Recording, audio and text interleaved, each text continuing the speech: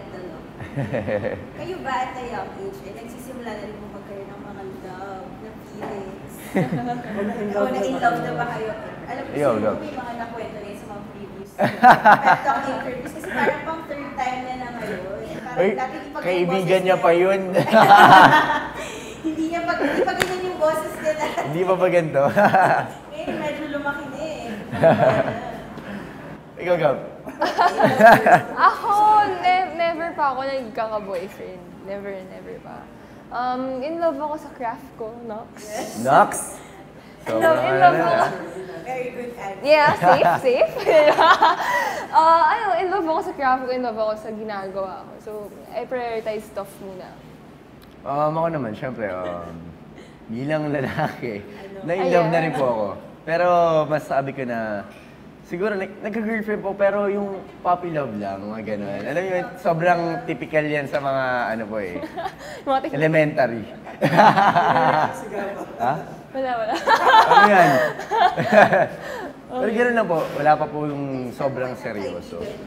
Kaibigan niya pa yun. Oo nga eh. Ano yung na-mention mo doon kanina? Kasi naalala ko yung nag-guest ako, ano po ako sa pep talk. Parang about kay Julia. Yung mega super crush pa. Ganon. Hi Julia, if you're watching, viber kita mamaya. Wait ka lang. Ayun, pero matagal na rin po yun. Matagal. Yeah, babes ko yun eh. Oo nga, babes. Ay, babes natin. Julia, tawagan kita later. Gab, follow up ko lang, masabi mo you've never been in love. Pero how can you convince the audience that you are in love with Guru pagdating sa set? I've never been in love, but hindi ko naman masasabi na never ako nagka-crush. Hindi ko naman pwedeng sabihin na I never cared for someone, di ba? So, dun nang gagaling yung hugot. And of course, I watch movies, I watch romantic movies, I read books. Dun ko pinapalawak yung pag-iisip ko when it comes to love. So, syempre, ayun yung napapanood natin. So, ayun rin yung parang dun kami nakakita na parang, ganun pala ma-in love. Yes.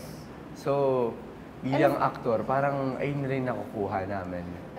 And of course, you have to love your character. And you have to love the character of the one you're with. Oo. So, dun lang. Talaga? Tatlo kayo, mall. Saan mo? Ay! Parang ano Parang Kasi yung source. hindi pa ako